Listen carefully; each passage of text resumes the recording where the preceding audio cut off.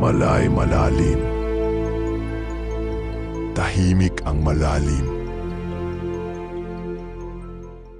Babala, ang mga teknik na ito ay makapangyarihan at bihirang alam ng karamihan.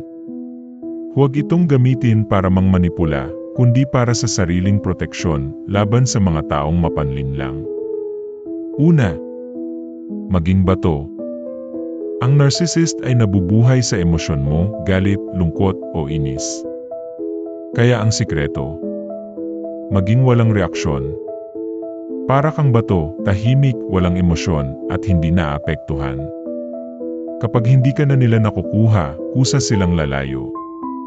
Pangalawa, ibalik ang papuri sa iyong sarili. Kapag binigyan ka nila ng papuri, huwag mong hayaang ikaw ay umasa rito. Halimbawa, ang galing mo. Sagot mo, salamat, pinaghirapan ko talaga yan. Sa ganitong paraan, ikaw ang may hawak ng kumpiyansa, hindi sila. Pangatlo, gamitin ang lakas ng katahimikan. Huwag laging magpaliwanag o pumatol sa argumento. Kapag nagbitaw sila ng pasaring, manahimik ka lang.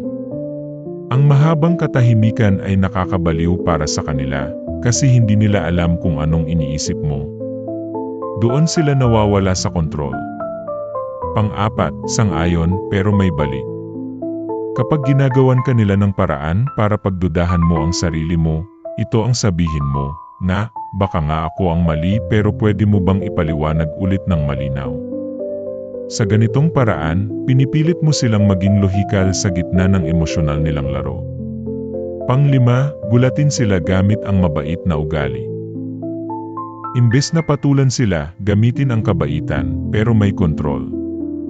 Isang simpleng ngiti, mahinahong boses, o positibong tugon. Mas lalo silang nawawala sa balanse.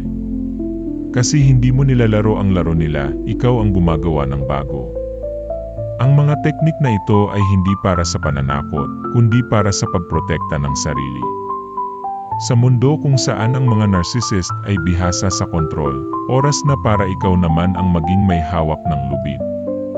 Alin sa mga teknik na ito ang gusto mong subukan? Ibahagi sa komento. At huwag kalimutang i-like at i-subscribe para sa mas marami pang psychological self-defense tips.